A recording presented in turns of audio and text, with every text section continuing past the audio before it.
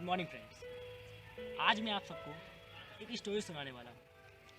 इस स्टोरी का मेरी लाइफ में वाकई बहुत बड़ा इफ़ेक्ट रहा है। तो शुरू करते हैं।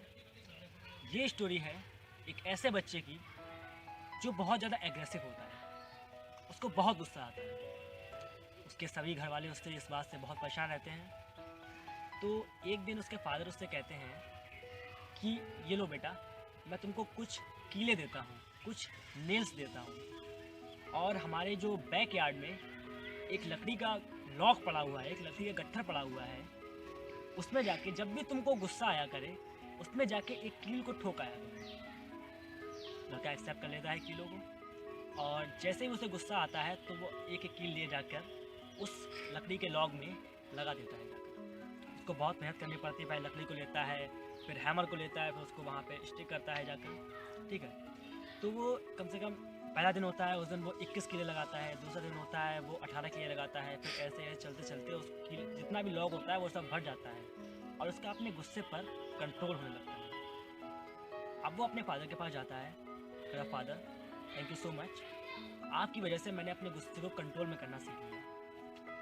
फादर कहते हैं चलिए बेटा, वो बात तो ठीक है, अब आप क्या करिए, उस जब भी तुमको अपने गुस्से को कंट्रोल करना पड़े तब तुम उस एक कील को निकाल लेना उससे। जब जब तुमको अपने गुस्से को कंट्रोल करना पड़े वहाँ से जाकर एक कील को वापस निकाल लेना। तो लड़का यही करता है।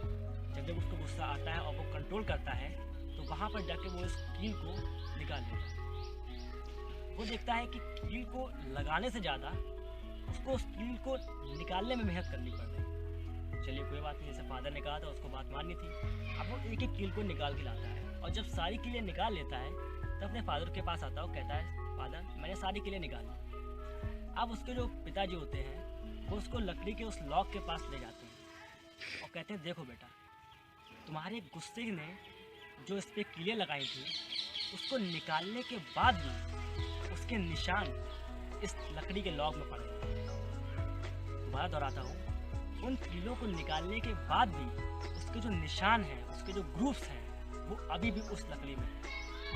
दोस्तों, यही हम अपनी ज़िंदगी में करते हैं। कभी कभी गुस्से की वजह से हम कुछ ऐसा कर जाते हैं या किसी को कुछ ऐसा बोल जाते हैं कि वो बंदा उस टाइम हर्ट हो जाता है, और उसके बाद फिर हम चाहे कितनी भी कोशिश कर लें, कितना भी उसको मना लें, कितनी भी बड़ी कोशिश कर लें, लेकिन कहीं ना कहीं उस क्रोध के, उस एग्रेशन के निशान उसी के दिल में रह जाते हैं और वो कभी नहीं भरता। आशा करता हूँ आपको ये स्टोरी अच्छी लगी हो। Thank you.